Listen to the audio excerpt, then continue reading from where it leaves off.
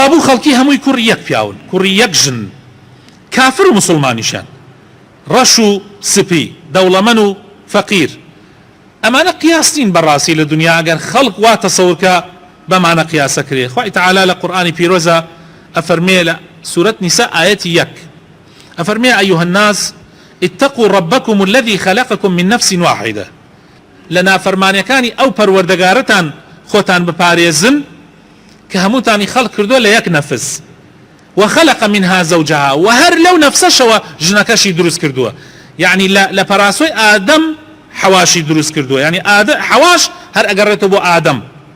وبث منهما رجالا كثيرا ونساء، ئەو هەموو خەڵکە زۆرە لە ژن و پیا و ئێستا لەسەر زەویە هەیە 8 ملیار کەس و هەر زمانێکیش کۆمەڵی خەڵکێکی زۆر ژیاون لەسەر ئەم زەویە و مردوون و لە داهاتووشە هەروە ئەبێ. ئەمە هەمووی کوڕ یەک پیاون، کوڕ یەک بابن، هەمووتان ئادەمین و پێتان ئەوترێ ئادەمی زادەکان. هەروەها لە سورەتی ئەعراف ئاەتی 189 خوای تەعالا فەرمێ هو الذي خلقكم من نفس واحدة وجعل منها زوجها ليسكن إليها. کەوابوو ئەم جیاوازیانەی کە بەهۆی لەونەوە جیاوازی ئەکرێ، ئێستا بۆ نمونە شەڕی گەورە دروست بووە، حربی عالەمی دروست بووە لەسەر لەون، لەسەرەوە ئەمە جنسی ئاریە و ئەڵمانیە و فەزلی هەیە بەسەر خەڵکترا و هیتلەر ئەوە لە مێشکیا بوو ئەویست هەموو دنیا بکاتە عەبدی ئەڵمانیەکان و ئاریەکان. هەروەها جوولەکە ئێستا لەسەر زەویە ئەمان شتەکە، ئەڵێ ئێمە شعب الله المختارین، خۆ هەڵمانی بژاردووە، ئەبێ هەموو جیهان خزمەتکارمان بێ و هەموو ڕێگایەکیش ئەگرنە بەر بۆ ئەوە. بەڵام ئاینەکانی خوا هات ئەمانەی پوچەڵ کردەوە، هەمووی پوچەڵ کردەوە. ئەساس ئەوەیە کێ عملی صالحەکە، ئەوە لەسەرەوەی هەمووانە. من عمل صالحا من ذكر أو أنثى وهو مؤمن فلنحيينه حياة طيبة ولنجزينهم أجرهم بأحسن ما كانوا يعملون.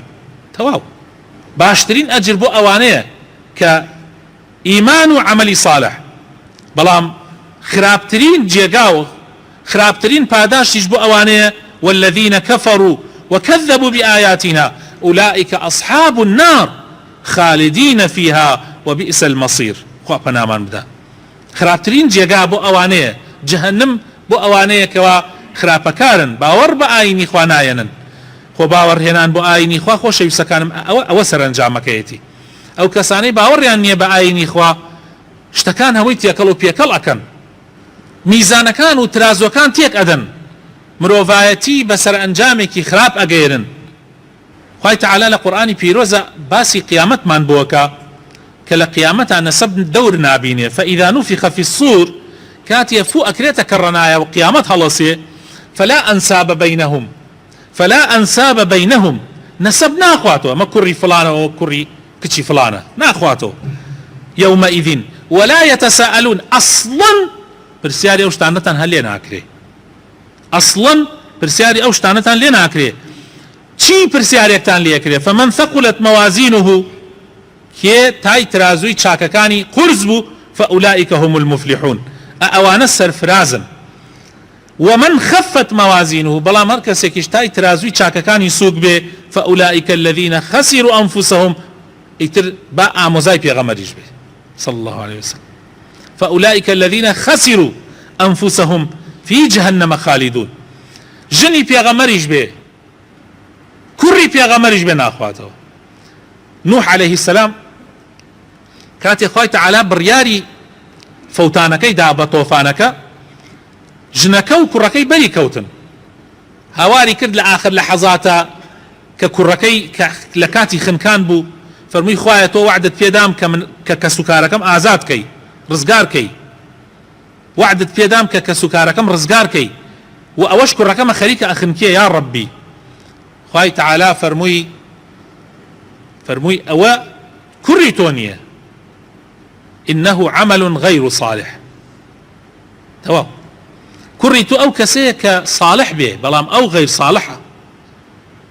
حتى خوي تعالى فرمي لجاهل كان موا أي نوح لنفا مكان موا أو بوچونانا بوچوني نفا مكانا كوابزان فلان كس لبري كري فلان كسو كشي فلان كس يترتواو پێغەمبەری خوا صلی الله عليه وسلم لصحيح مسلم هاتووە فەرموویەتی ومن بطأ به عمله لم يسرع به نسبه هەر کەسێ ئەگەر عملەکەی فریای نەکەوێ بەخوا نەسەبەکەی فریای ناکەوێ إن الله لا ينظر إلى صوركم ولا إلى أموالكم خوای تعالى تەماشای دیمەن و جلو بەرگ و ئەمانە ناکا تەماشای پارە و پول و سیارە و قەسر و ئەمانە ناکا ئەمانە هەمووی هیچ نییە هەر نەفەسەکەت بڕیاتۆ خاوەنی ئەوانە نیت هەر خاوەنیشی نەبووی بەرلەوە بەس تۆ شەیتان خەڵەتانتی وا ئەزانی فڵان و مڵکی تۆ فڵان شت مڵکی تۆیە ولكن ينظر إلى